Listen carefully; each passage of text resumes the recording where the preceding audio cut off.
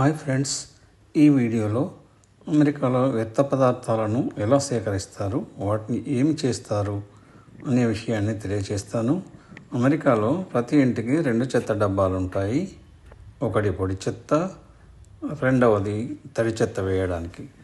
తడి చెత్త డబ్బాను వారానికి ఒకసారి, పొడి చెత్త డబ్బాను 15 రోజులకు ఒకసారి సేకరిస్తారు.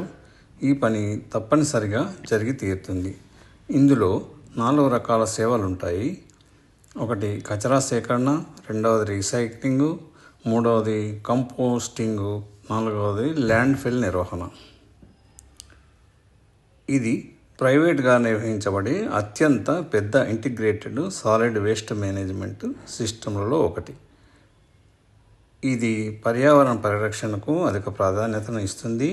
అవశేషాలు తగ్గించేందుకు ఆధునిక రీసైక్లింగ్ సాంకేతికతను ఉపయోగిస్తుంది. పర్యావరణాన్ని దృష్టిలో పెట్టుకుని ఈ వీడియోను చూసిన వారందరికీ కృతజ్ఞతలు. ఈ వీడియో నచ్చినట్లయితే సబ్స్క్రైబ్ చేయండి, లైక్ చేయండి, షేర్ చేయండి.